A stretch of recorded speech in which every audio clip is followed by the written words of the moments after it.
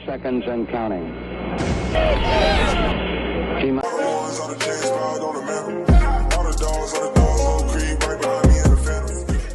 Hey, what's good, guys? It's Clutch Senior and Sammy here, back with another video. And for today's video, we're going to be talking about the Houston Texans. I'm going to be talking about some guys over this past weekend or slate of college football games that really stood out, that the Texans should really be keeping an eye on leading up towards draft season and even over the next 2 years, so into the 2023 draft class. The first game I'm going to talk about is Ohio State versus Michigan State. And for Ohio State, they have a list of 3 guys that I would really be paying attention for, but really maybe only 2 guys that we can realistically get. And the first one I'm going to talk about is CJ Stroud. CJ Stroud won't be draft eligible until 2023, so the Texans can't draft him this year, but they can draft him the following year. So CJ Stroud I'm not sure when this video is going to come up, but CJ Stroud against Michigan State went 32 of 35, 432 yards, and 6 touchdown passes. He only had 3 incompletions. And out of those 3 incompletions, only one of them were really his fault. One of them were dropped, and one of them were tipped. And the other one of them, it was just not too great of a throw by him. But really, he should have been 34 of 35 if the tip and then the drop didn't happen. So imagine he went 34 of 35, say 445 yards and 6 touchdown passes. That's just insane. Like, you're most of the time never really going to see that type of stat line in college football. As I said, only 3 true incompletions for CJ Stroud. That's just unheard of. Like, you're rarely going to see that happen. But he was just insane yesterday. He had a command of the offense. He was throwing dimes, putting the ball wherever the receiver was just perfectly, like laying it out perfectly for the guy. He made some really good reads yesterday. He stared the safety off on one of them, Chris Olave's. I believe a 77-yard touchdown pass. He stared out the safety, got Olave one-on-one with the cornerback, and he just easily outran the cornerback. But yeah, CJ Stroud, you should really be keeping an eye out on him to be the Houston Texans draft pick in 2023. I really, really personally like him. I really think he could really change the landscape of this Houston Texans team. The next guy I'm going to talk about is Master Teague.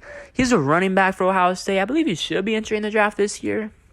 He's going to be around 21, 22-ish by the time he gets the draft. And he's nothing special. But he could be like a 4th, 5th, maybe even a 6th round type of guy. I personally don't see him going in any of the first 3 rounds. He's good, but he's just not top 3 rounds good, if you know what I mean. Yesterday, he had 21 carries, 95 yards, 4.5 yards per carry, and 1 touchdown run. And as I said, very solid running back, but I just don't see him going in the top 3 rounds. He would be an amazing steal if they get him around the 4th, 5th, maybe even 6th round.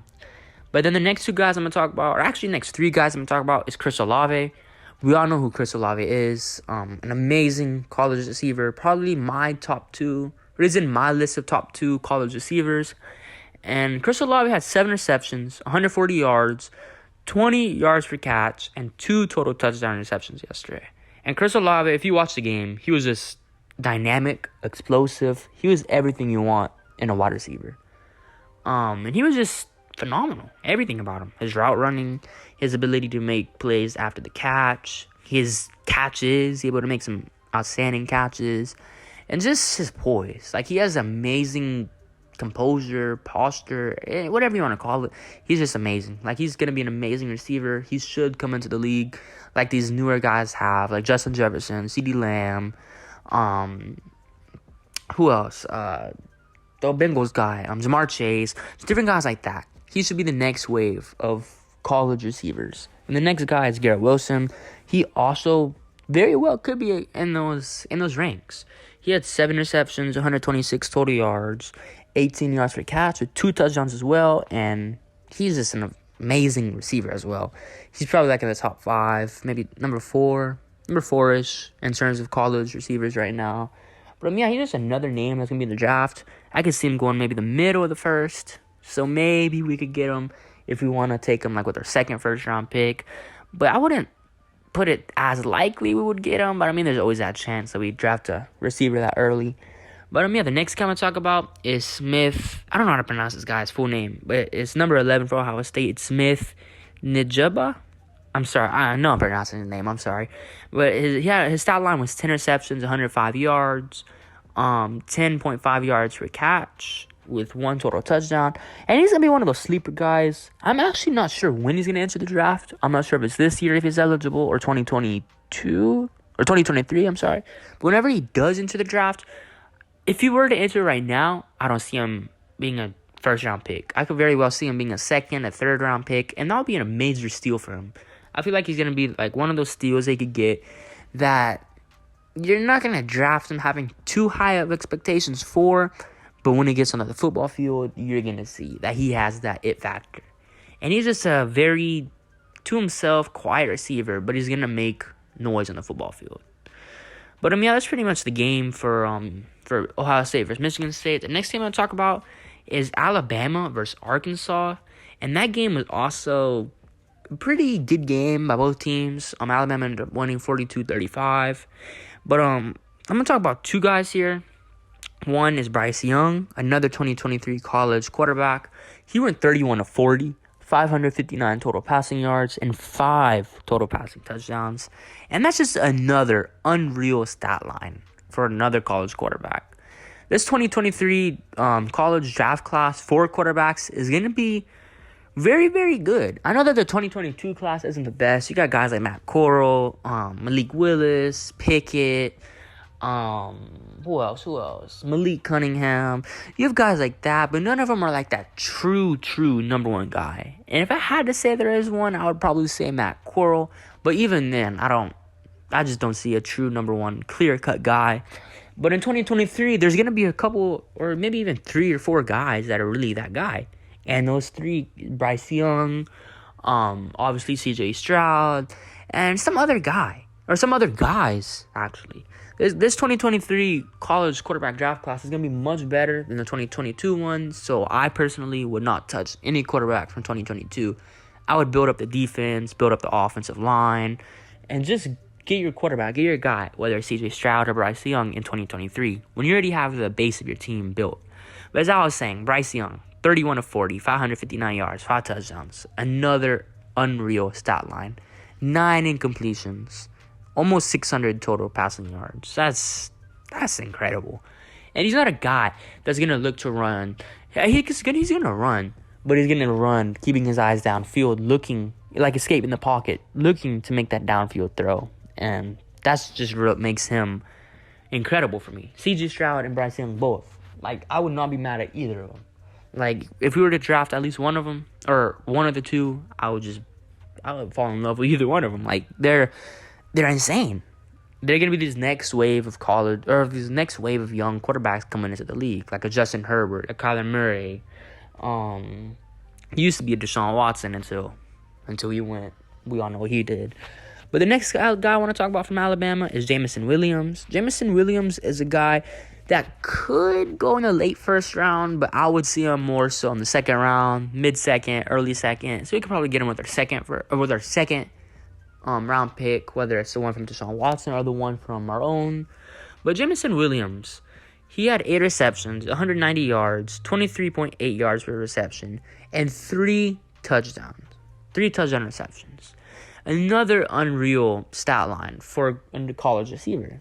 He may not be in the list of like Chris Olave, Garrett Wilson, or that Penn State guy, what's his name? I think it's Dotson, or any guys like that.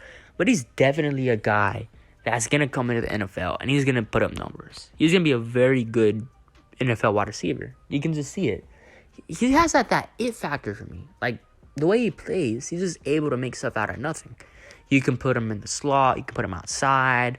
You can put him as the number 2 receiver. You can use him as Deebo Samuel if you want to. Line him as a running back. Run him out the backfield. There's so many things that you can do with him. I'm not saying that you can't with Chris Olave or Garrett Wilson or any of those other guys.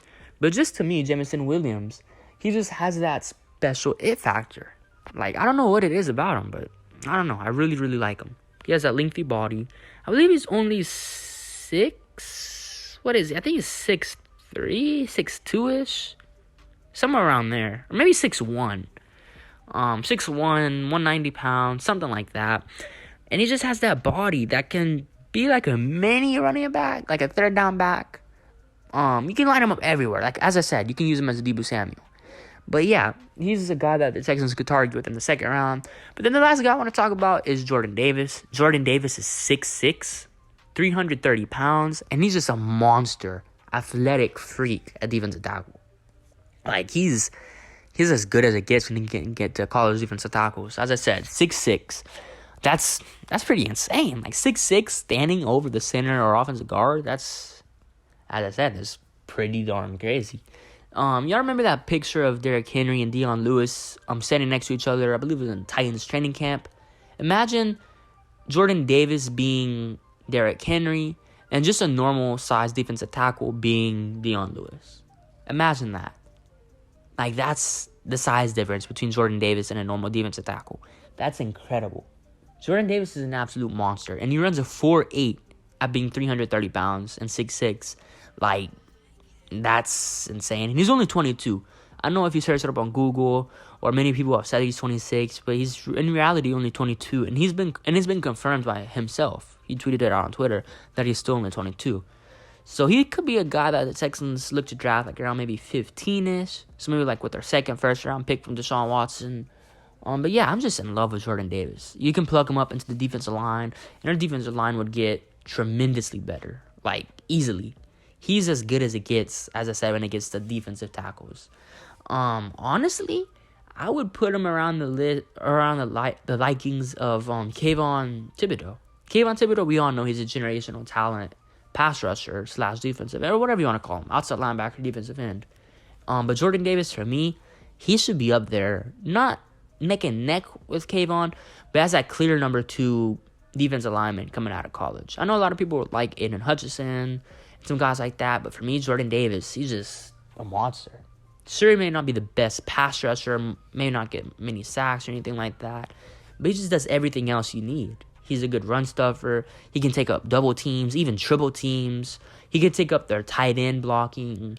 It causes a running back to stay back and have to chip block him.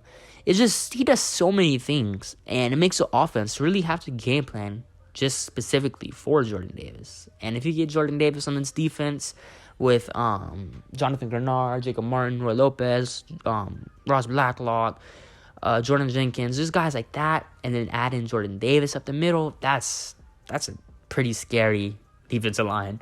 But yeah, those are just some guys that I really, really admire pretty much throughout the whole college season and up to this previous week. So I'm going to go over the guys that I talked about again. CJ Stroud, Bryce Young, Chris Olave, Garrett Wilson, Jameson Williams, and of course, Jordan Davis.